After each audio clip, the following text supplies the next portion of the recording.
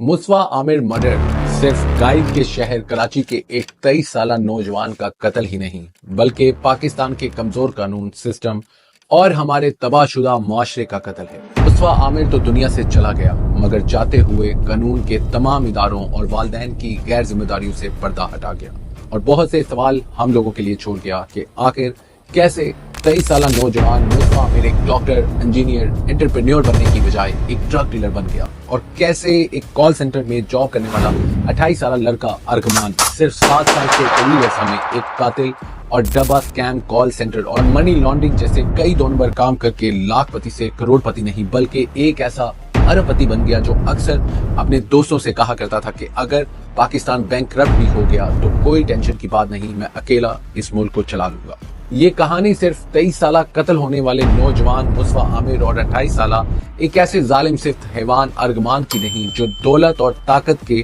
नशे में चूर होके अपने ही दोस्त की जिंदगी मौत का फैसला टॉस पे करता रहा। वो सिक्का उछालता और कहता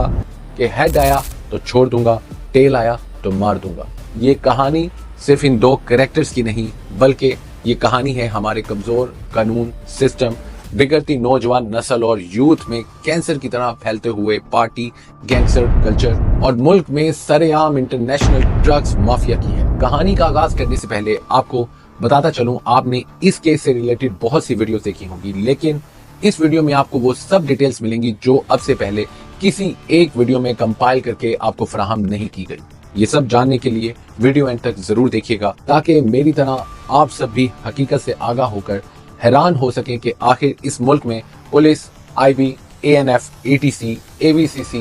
FIA जैसे काबिल इदारे होने के बावजूद चल क्या रहा है। और बीइंग अ पेरेंट्स ये वाकया हम सब के लिए एक वेकअप कॉल है। तो आइए शुरू करते हैं इस केस के हकाइक जो 3 दिन की लगातार मेहनत से आप सब के लिए जमा किए गए हैं। तो कहानी शुरू होती है 31 दिसंबर 2024 की रात को अर्गमान के घर होने वाली न्यू ईयर पार्टी से, जहां से इस कत्ल की बुनियाद रखी गई। तो ये वो रात थी जब अर्गमान के मुस्वा आमिर के दरमियान वहां मौजूद एक लड़की जिसका नाम मावरा बताया जाता है को लेकर पहली बार नोक-झोंक हुई। अर्गमान ने उसी रात ठान ली थी कि वो मुस्वा आमिर को सबक सिखाएगा। ये हसद की आग उस वक्त ज्यादा भड़की जब मुस्वा आमिर ने एक छीले केले का इमोजी व्हाट्सएप करके उसकी जिसामत का मजाक उड़ाने की कोशिश की। मुस्वा आमिर जो अर्गमान को वीट ड्रग्स सेल करता था वो 6 जनवरी 2025 की रात 9 बजे के करीब अर्गमान को वीट देने उसके घर पहुंचा, जिस पे अर्गमान ने 1.5 लाख रुपए की कीमत उसको अदा की। और दोनों के अलावा वहां मौजूद अर्गमान का एक लोअर मिडिल क्लास घराने से ताल्लुक रखने वाला स्कूल फ्रेंड शिराज भी मौजूद था, जिसने कुछ अर्सा पहले अर्गमान की महंगी गाड़ियां, शाहाना लाइफस्टाइल से मुतासिर होकर अर्गमान से दोस्ती बहाल की थी। तीनों दोस्त मिलकर वीट पीने लग गए लेकिन कुछ देर बाद ही अर्गमान का पारा हाई हुआ और अर्गमान न्यू ईयर पार्टी वाले इंसिडेंट को लेकर मुस्वा आमिर से उलझ पड़ा। दोनों के दरमियान मामला और न्यू ईयर पार्टी की रात होने वाली नोक-झोंक पे लड़ाई शुरू हो गई, जिस पे अर्गमान उठा और लोहे का फोल्डिंग रॉड निकाला और मुस्वा आमिर को वहशियाना अंदाज में मारना शुरू कर दिया। मुस्वा आमिर ने अर्गमान से रॉड छीना तो अर्गमान ने अपने ड्रॉ से अपनी राइफल निकाल के मुस्वा पे 3 फायर खोल दिए, जिसमें कुछ किस्मती से किसी तरह वो बच गया और रॉड फिर अर्गमान के हाथ आ गया।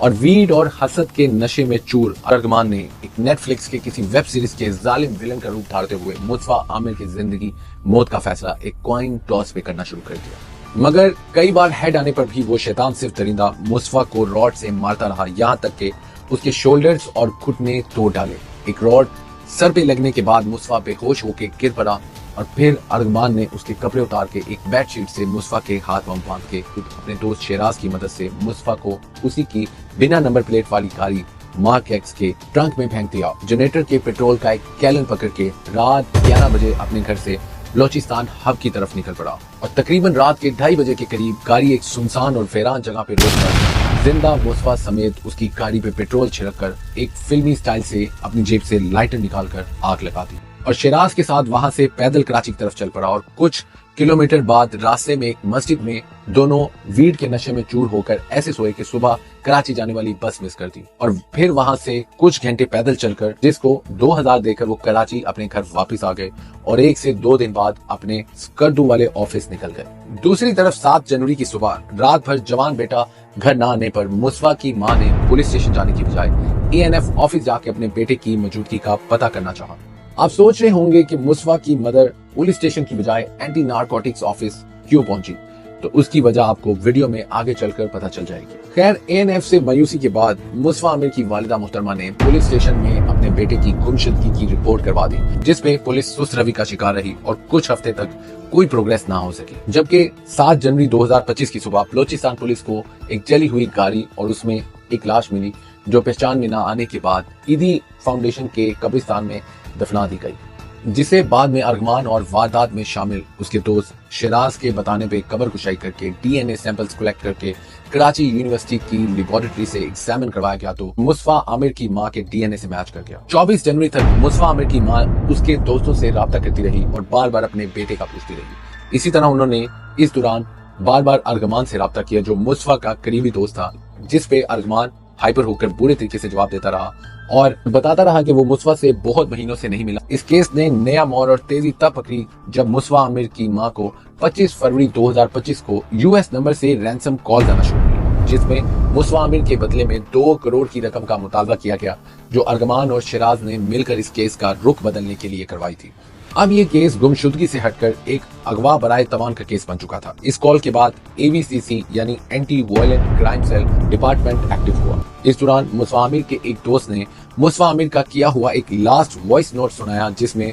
वो बताता रहा कि वो अरगमान की तरफ जा रहा है, और यही वॉइस नोट उसकी मां ने मुतलका इदारों को सुनाया। इसके अलावा Mustafa Aamir non PTA phone use करता था, जिस वजह से उसकी मदर ने एक PTA अप्रूव्ड आईफोन मुस्तफा को बताए बिना उसकी गाड़ी की सीट बेल्ट के पास छुपा रखा था, जिसको कत्ल की रात अरगमान और शिराज ने मुस्तफा की गाड़ी में से कार ट्रैक ढूंढते हुए तलाश किया और बलोचिस्तान निकलने से पहले अपने घर ही फेंक गए, जिस पे पुलिस ने उसी फोन की लास्ट लोकेशन को फाइंड करते हुए अरगमान के घर का पता लगाया। 10 फरवरी को CPLC और AVCC ने अरगमान के घर DHA में छापा मारा। अरगमान ने अपने किले नुमा घर में दाखिल होते हुए सिक्योरिटी इदारों पे मुजाहमत करते हुए इस पर फायरिंग शुरू कर दी, जिसमें DSP SN जुल्फकार और एक सिक्योरिटी एहलकार असलम जख्मी हो गया। कराची के पोश इलाका DHA में पुलिस पर होने वाली फायरिंग पर पूरे कराची की फोर्स हरकत में आ गई और 4 घंटे तक ये मुकाबला जारी रहने के बाद आखिरकार अरगमान को गिरफ्तार कर लिया गया और उसके 2 मुलाजमिन को भी बादअज़ा हिरासत में ले लिया गया। इस रेड के दौरान पुलिस हैरान रह गई कि जिस घर को वो बहुत इजी ले रहे थे, उस घर से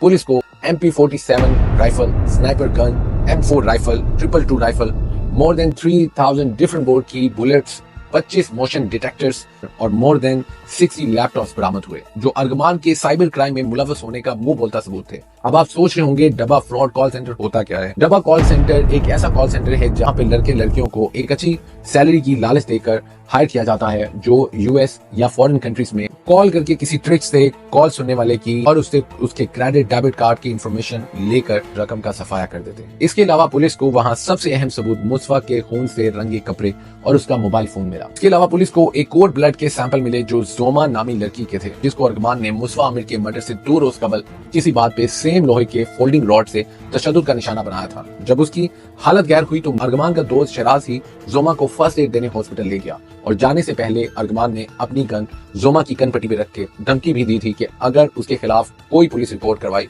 तो वो उसे जान से मार देगा। अरगमान कुरैशी को जुर्म की दुनिया का नया खिलाड़ी नहीं, बल्कि उसका एक लंबा क्रिमिनल रिकॉर्ड है। 2019 से 2024 तक कराची के मुख्तलिफ थानों जैसे कि दरख्शान, साहिल, गिजरी, बोर्ड पासिंग और ANF पुलिस स्टेशन में उसके खिलाफ 6 मुकदमा पहले भी दर्ज हो चुके थे। ये केसेस एंटी टेररिज्म, कत्ल की कोशिश, ड्रग्स स्मगलिंग और धमकियों से मुतालिक थे। 2019 में कस्टम्स अथॉरिटीज ने अरगमान पर 2 मुकदमा दर्ज किए। वो गिरफ्तार भी हुआ, लेकिन सिर्फ 1 साल बाद जेल से रिहा हो गया। 2023 में एक सिंपल रोड एक्सीडेंट में अरगमान ने एक शख्स रियाज पर स्ट्रेट फायर किया, सिर्फ ओवरटेक करने की वजह से। गोली टायर और ड्राइवर सीट को लगी, मगर खुशकिस्मती से रियाज जिंदा बच गया। FIR दरख्शां पुलिस स्टेशन में दर्ज हुई, मगर पुलिस उसे गिरफ्तार ना कर सकी। 2019 में अरगमान पर एक्सटॉर्शन केस भी फाइल हुआ, जिसमें एक शख्स से 1.5 लाख रुपए की रकम का भत्ते के तौर पर अरगमान की तरफ से मुतालबा किया गया और संगीन धमकियां दी गई। FIR दर्ज होने के बावजूद अरगमान नहीं पकड़ा गया। ये सब इस बात की निशानी है कि अरगमान सिर्फ एक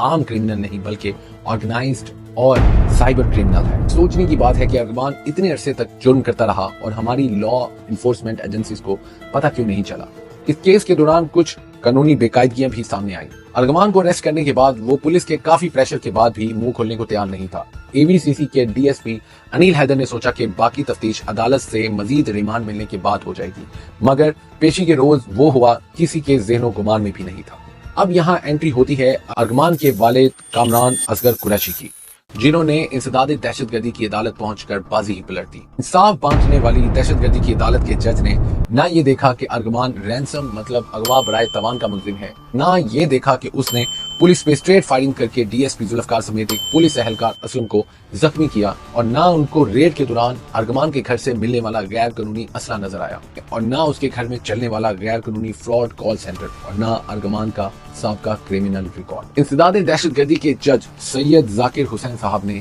ہیپی ویلکم والا سین کیا۔ پہلے ارغمان کا پولیس ریمانڈ آرڈر کیا، پھر اپنے ہی فیصلے سے یو ٹرن لیتے ہوئے اپنے ہی آرڈر پہ وائٹو لگا کر ارغمان کو پولیس ریمانڈ سے بچاتے ہوئے ڈائریکٹ جیل منتقل کر دیا۔ اور مہربانیوں کا سلسلہ یہاں تک ختم نہیں ہوا، انہوں نے ارغمان کے والد کامران قریشی کو پولیس کی طرف سے سیل کیے ہوئے ارغمان کے گھر کو ری اوپن کرنے کی اتھارٹی بھی دے کر اسے تمام ثبوت مٹانے کا اجازت نامہ بھی دے دیا، اور الٹا پولیس کے خلاف ایف آئی آر کے اندراج کا بھی حکم دے کر ملک پاکستان کے جوڈیشری سسٹم کی دھجیاں بکیر دی۔ کامران قریشی نے وقت کے قاضی کو کیسے کنٹرول کیا اس کی ڈیٹیل تو سامنے نہیں آ سکی، مگر سندھ ہائی کورٹ کے دبنگ جج ظفر اقبال صاحب کے آرڈر پہ انسداد دہشت گردی کے اسی جج سید ذاکر حسین صاحب کو فوری طور پر عہدے سے ہٹا دیا گیا، اور ان کے خلاف تحقیقات کا بھی آرڈر دے دیا گیا۔ یہ کہانی صرف مرڈر، اغوا برائے تاوان، ڈبہ کال سینٹر یا کرپٹو تک محدود نہیں، بلکہ اس قتل سے ڈرگز کی ایک ایسی مسٹری اوپن ہوئی جس پہ پورے ملک کا سسٹم ایکسپوز ہو کے رہ گیا۔ اس مرڈر سے ملک میں چلنے والے دو مافیا کا چہرہ بھی بے نقاب ہوا۔ پہلا ارغمان گینگ جو سافٹ ویئر ہاؤس کی آڑ میں ڈبہ، fraud call centre, money laundering اور کرپٹو کرنسی جیسے انلیگل کام چلا رہا تھا۔ دوسرا گینگ انٹرنیشنل ڈرگز اسمگلرز اور سپلائرز تھے جو ملک کے بڑے بڑے بزنس ٹائکون کے بچوں اور کراچی سمیت ملک کے ایلیٹ کالجز، یونیورسٹیز میں ڈرگز سیل کر رہے تھے، اور اس گینگ کا اہم کردار مصطفیٰ عامر بھی تھا۔ اس لیے مصطفیٰ عامر کی والدہ اس کی پرچدگی پہ پولیس اسٹیشن کی بجائے اپنے بیٹے کو پتہ کرنے اینٹی نارکوٹکس فورس آفس جاتی رہی۔ اس کے علاوہ یہاں ایک اور کریکٹر کی انٹری ہوتی ہے جب پولیس نے ارغمان کے موبائل کے کال لاگ سے ایک اور ڈرگ سپلائر کا نمبر ٹریک کیا جو ملک کے مشہور ایکٹر ساجد حسن کا بیٹا ساحر حسن نکلا، جس کو پولیس نے اریسٹ کر کے میڈیا پہ لا کے غیر دانستہ طور پر کچھ غلطی ضرور کی، کیونکہ اس کا ریاکشن یہ ہوا کہ ساحر حسن جن مگر بچوں سے یہ ڈرگز لے کر آگے سپلائی کرتا تھا وہ راتوں رات ملک سے فرار ہو کر دبئی یا قطر نکل گئے۔ ساحر حسن سے جب انویسٹیگیشن کی گئی تو ڈرگز نیٹ ورک کی حقیقت جان کے پولیس کی آنکھیں کھلی کی کھلی رہ گئیں، جس میں ساحر حسن نے بتایا کہ انٹرنیشنل ڈرگز مافیا کا کنگ، جس کا نام یحییٰ عرف شاہ جی ہے، پاکستان کے کیپٹل اسلام آباد میں بیٹھ کے ملک میں قیمتی ڈرگز منگواتا ہے، جنہیں یہ اپنے خاص بندوں کو لاہور، راولپنڈی اور کراچی بھجوا دیتا ہے۔ کراچی میں اس کا ہیڈ بازل نامی وہ شخص ہے جسے یحییٰ عرف شاہ جی ڈرگز سپلائی کرتا تھا، اور بازل آگے یہ ڈرگز عثمان، مصطفیٰ عامر اور ساحر حسن کو بانٹ دیتا تھا، اور پھر یہ تینوں آگے کراچی کے پوش ایریا سمیت کراچی کی کالجز، یونیورسٹیز کو کور کرتے تھے۔ ان میں سے عثمان ایک روڈ ایکسیڈنٹ میں نشے کی حالت میں مر چکا ہے، اور مصطفیٰ عامر 6 جنوری 2025 کی رات ارغمان کے ہاتھوں قتل ہو چکا ہے، اور اب بچتا ہے ساحر حسن جو اس وقت قانون کی گرفت میں ہے، جبکہ یحییٰ عرف شاہ جی سمیت بڑے بڑے ڈرگز ڈیلر ملک سے فرار ہو چکے ہیں، اور یہ سب دنیا کی قیمتی ڈرگز کا بزنس کر رہے تھے، جن میں ایک کیلی ویڈ جس کو کیلیفورنیا ویڈ کہا جاتا ہے، جس کے نشے میں ارغمان اور مصطفیٰ عامر دونوں شامل تھے۔ اس کے علاوہ سب سے مہنگی ڈرگ جس کو جنگل بے کہا جاتا ہے، جس کا صرف 1 گرام 15,000 روپے کا سیل ہوتا ہے، جبکہ دوسرے نمبر پر کیلیٹیو ڈرگ ہے جس کا 1 گرام 12,000 روپے کا سیل ہوتا ہے، جبکہ تیسرے نمبر پہ وہ ڈرگ ہے جس کی سب سے زیادہ ڈیمانڈ ہے، جس کا نام ہے پیملا، جس کا 1 گرام 10,000 روپے کا سر عام سیل ہو رہا ہے۔ ساجد حسن کا بیٹا ساحر حسن صرف قلیل عرصے میں کوئی 70 سے 80 کروڑ کا بزنس کر کے کروڑوں روپے کما چکے ہیں۔ مصطفیٰ عامر مرڈر کیس پاکستان کی ہسٹری کا ایک ایسا منفرد کیس ہے جس میں رینسم یعنی اغوا برائے تاوان، murder, drugs trafficking, financial crime, ڈبہ call centre, money laundering, crypto جیسے انلیگل تمام ایسپیکٹ شامل ہیں، اور اس کیس میں police, A V C C, A N F اور ایف آئی اے تمام ادارے انوالو ہو چکے ہیں۔ لیکن سوال یہ پیدا ہوتا ہے ان تمام اداروں کی امبریلا میں سر عام ارغمان، ساحر حسن، یحییٰ عرف شاہ جی جیسے کریکٹر کس طرح پریویل کر رہے تھے، کس طرح انٹرنیشنل ڈرگز اس ملک میں انٹر ہو رہی تھی۔ لگتا تو یوں ہی ہے کہ ہمارے ادارے بھی یہی ڈرگز لے کر گہری نیند سو رہے تھے۔ اللہ تعالیٰ مصطفیٰ عامر کے والدین کو انصاف دلائے، اللہ تعالیٰ ہمارے حکمرانوں کو، جوڈیشری سسٹم کو، قانونی اداروں کو اپنا کام ایمانداری سے کرنے کی توفیق عطا فرمائے۔ اپنا بہت سا خیال رکھیے گا۔ نئے ویڈیو میں نئے کنٹینٹ کے ساتھ دوبارہ حاضر ہوں گا، تب تک کے لیے اللہ حافظ۔